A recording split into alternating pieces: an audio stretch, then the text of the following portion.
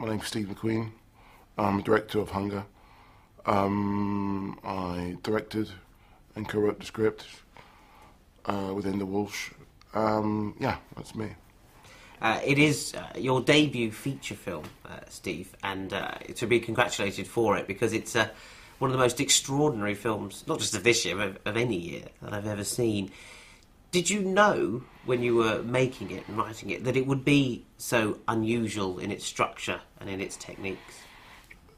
Yes and no, not really, I'll be honest with you, because it's one of those things where if I ever thought it would have been sort of unusual, I most probably wouldn't have done it. It was one of those situations where I just was thinking of looking at the material and thinking of what would be the best way to translate this on screen, what would be the best way to visualize these images, this story, and that was it. So for me, it was not particularly extraordinary or different. It was all about the language of the story. Yeah. What I mean is that as you know, if you were perhaps a more experienced filmmaker or had been through the system or had been through, you know, Hollywood or script writing courses, sure. People would have said to you, "But this is all wrong. You can't do a film with this structure. Where are the arcs? Where's the payoffs? Yeah. Where's the exciting event on page 3?" Yeah. That's why I'm asking: was it a conscious decision not to do that, or is it simply you don't do that? Well, yeah, I'm not naive to that, absolutely not. But at the same time, it's one of those things where I just wanted to sort of to make the strongest film I could possibly do. That was it. And sometimes you only have one shot at this situation, so I wanted to do it my way, and that was it. There was no thinking about it. It was just a case of how do I make the strongest impact on this film. Because not only is its structure daring, its very existence, its very subject matter is daring. Hadn't really been done before or broached before. Tell me how you decided that this would be your subject matter. Well, I was 11 years old, watching television with my parents, and this image appeared on a TV screen of a man who was called Bobby Sands. Underneath the image was a number. And I didn't understand what that number was, I could only imagine I would have thought it would have been his age. And my parents telling me that was in the amount of days this person was on hunger strike. So therefore, at 11 years old, I was puzzled by that. How those two things sort of came together. It was a situation where 2 and 2 didn't make 4. I didn't understand the fact that in order to be heard, someone stopped eating. It was a weird conundrum for me at that age, and something which just stayed with me. Did you know at the time the slant that you had to put on that story? Because I think growing up, you were in West London, I was in North London at the same time. I think it was presented to us that not in an objective manner, that this man was if you like, an enemy of the state. Oh God, yes, yeah. I mean, you knew that it was a foe. You knew that, absolutely. But the fact that someone would have the idea to stop eating was a thing for me. As a child, the whole idea of not eating, the whole idea of resistance to your parents as the only tool you have to defy them, I think that maybe that was the connection as such. You know, what clothes you wore, what time you go to bed, whatever, is directed by your parents. And the fact that, you know, everyone knows that image, that a parent saying to you, you know, you don't leave this table until you finish that food.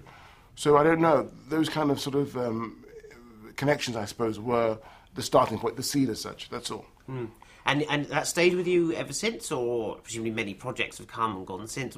Has it always stayed with you, this yes, yeah, I mean, of course, there was haunting images that sort of, you know, that stick with you. Yeah, because I confess that I'd kind of forgotten him, you know, even in all the 80s nostalgia waves that happen, you know, Duran Duran, Spandau Ballet, Ricky Villa, but Bobby Sands coming back was, when I heard that you were doing a film, I was like, yeah, 27 years swept under the carpet, absolutely. And, you know, wanting to sort of re-examine that. I mean, we started before Guantanamo Bay, we started before Abu Ghraib, you know, these two sort of events which happened, in a way, and it was just one of those situations where I felt very strongly about.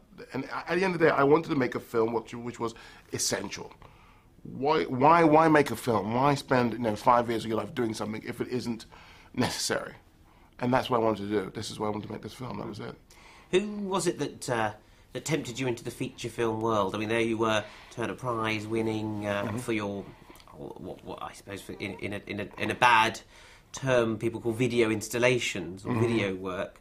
Who was it that sort of said, no, I think we could get a feature film going here? Well, I was always into film, because what happened with me when I left Goldsmiths in 1983, university, when I was at art school then, I went to NYU. I did grad film at NYU, and I wanted to go to grad film at NYU. I applied and I got in, luckily, because of people like Jim Jarmusch, Spike Lee, Martin Scorsese, all these kind of people. Was Spike Lee teaching there at that time? Spike Lee was teaching there, and Scorsese, but I was one of those situations where it was just a dream. You know, of course, at NYU, the kind of social filmmaking there was just, I wanted to go there.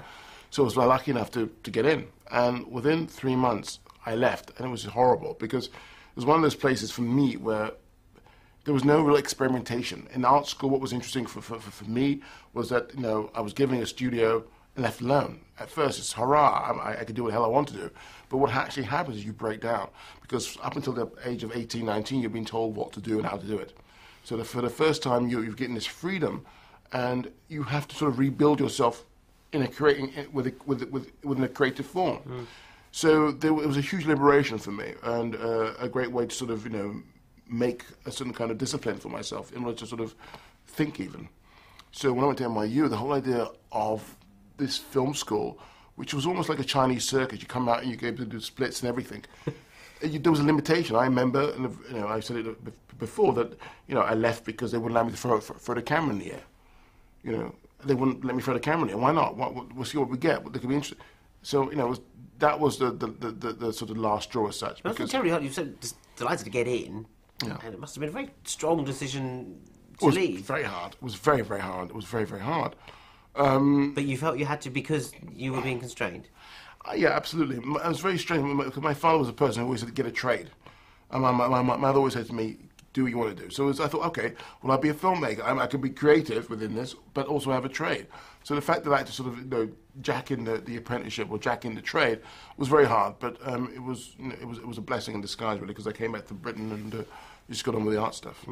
So I'm going to take you back to Bobby Sands again, Yeah. because he's the subject of the film. Although he's the way into the film, I'm not sure he is the actual subject of your film. Was there some trepidation?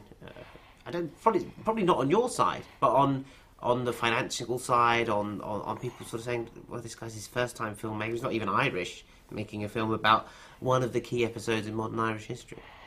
Well, I was very passionate. I think that's the thing. We can see that. Well, it's one of those things where when you're passionate about something, I'm not Irish, I'm British, part of our history, very much part of our history. So for me, there was no sort of exoticism in it. It was a real, how can I say, a situation which was our history.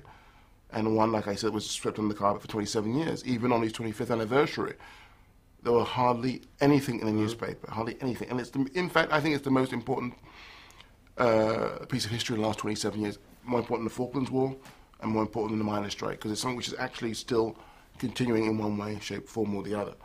And so with that sort of want and need, you go into something in a way which is sort of, you attack it in the best way you can, which is to just go open, just go straight and go forward. Well, we've talked before, you and I, about that period, that time, 1981, where, in fact, one could expect you as a young black Briton to be more affected by the Brixton riots at the time. And no one really made a film about that either. I'm wondering why the story of Bobby Sands won out with you over those memories. I mean, there are a ton of memories. I mean, there's Tottenham winning the FA Cup for one. No one wants to see a film about that. You bet they do. There's a ton of memories. This one was, there's lots of things happening at that point. It was just the thing about the food and not eating.